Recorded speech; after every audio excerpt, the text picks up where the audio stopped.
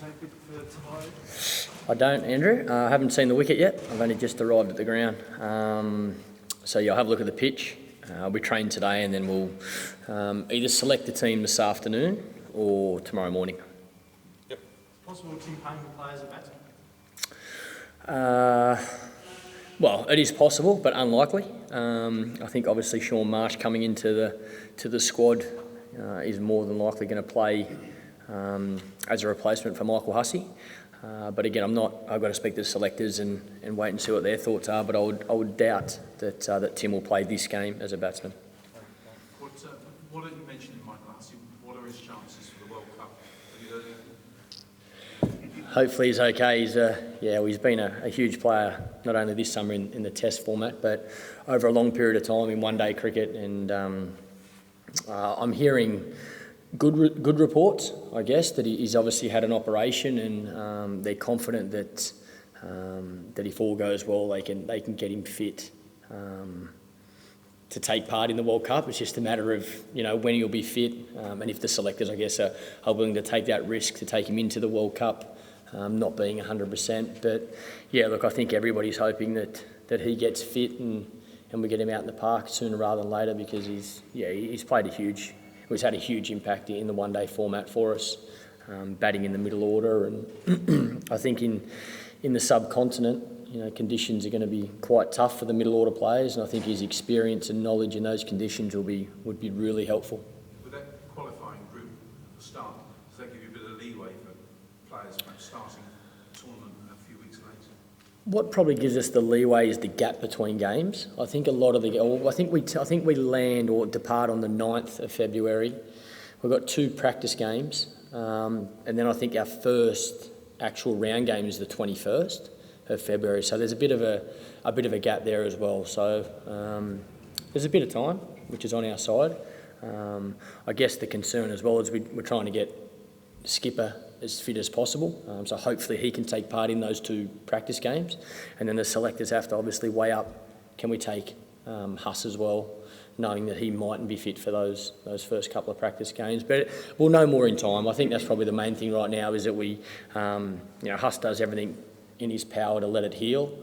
Obviously Alex and the doctors will tell him what he needs to do, and we just sit and watch closely and keep our fingers crossed, hopefully that hope that he pulls up right. Great. Michael, is that the best scenario for Ricky, that he comes back for the warm-up games, or could he play in this series? I think we'd all love him to play in this series. I really don't know. I think with punts the same thing. I think it's more of a day by day, keep seeing Alex, keep seeing how it's healing, and then they make a plan as soon as they can. I'm confident, Ricky will be right to play the World Cup, but it's just about how much batting he gets under his belt, I guess, leading up to that first game. I think they'll be probably trying to work out how many days he needs for training before he plays that first game. So if he doesn't play at the back end of this series, that might be more so because they want him to have a bit of training leading up to that first game, rather than throw him in and say, go and play an international one day straight away. But the sooner the better, I think, for our team as well. He's, like us, been an amazing player for such a long time. It's great still to have him around the group as much as we can get him. He's obviously in Tasmania at the moment, and his knowledge and experience around this group right now is very important. Now that you've named your World Cup squad, does the dilemma as to preparation for the World Cup and playing this series say, does that take on a slightly different complexion? Well, probably not for our squad, because the guys that are here are involved in this team anyway, if you know what I mean. So the 15, apart from, let's say, Michael Hussey and Ricky, who are injured, the other 13 guys are involved in these one days anyway. Tim Payne might be a little bit different, because obviously if Hads is fit, it's going to be hard to give him opportunity unless he plays as that spare batsman. But look, our main focus is to win this game tomorrow night. That's got to be our focus, and try and win this series and try and get that winning feeling back in the group like we had the other night, and then we build momentum towards the World Cup. I think the guys that aren't playing will be working overtime in the nets, both for preparation for this series, but they can also do some stuff leading up to, you know, conditions we're going to face in the subcontinent. But I think the guys that are playing will be 100% focused on what's in front of us.